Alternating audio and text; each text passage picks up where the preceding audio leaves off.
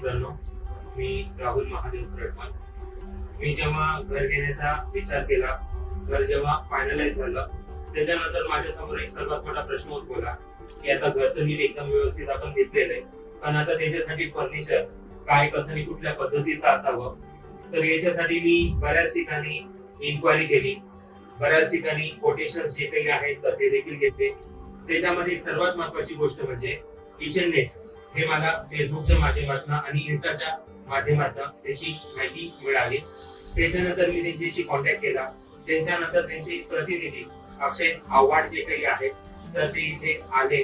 त्यांनी सगळे मेजरमेंट वगैरे घेतले आणि त्याच्यानंतर जे 2 बेडरूम, त्याच्यानंतर हॉल आणि किचन याचे 3D डिझायनिंग जे काही आहे फर्निचरचं तर ते त्यांनी तयार करून दिलं.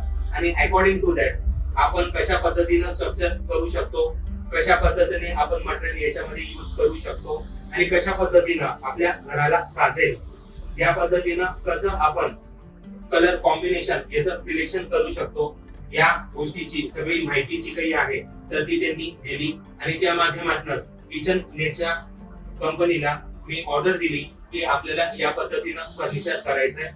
त्याच्यानंतर फर्निचरचं एकदा असाइनमेंट झाली आणि त्यानंतर एक 8 दिवसाच्या सगळी फिटिंग जी काही आहे तर ती इथं झाली.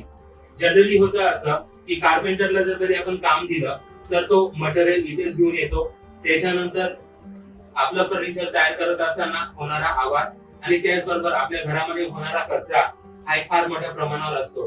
पण किचन नेटच्या बाबत तसं आपल्याला दिसत नाही. ते फक्त मेजरमेंट घेतात आणि त्याच्यानंतर त्यांची जी काही फॅक्टरी जी काही आहे तिथं ते सगळं बनवलं जातं. आणि ते बनवल्यानंतर एका दिवसामध्ये आपल्याला ज्या पद्धतीनं डिझाईन दिलेली आहे, ज्या कॉम्बिनेशन मध्ये आपल्याला दिलेलं आहे त्यांना ते फक्त फिट करण्याचं काम जे काही आहे तर ते आपल्याला करताना दिसतात.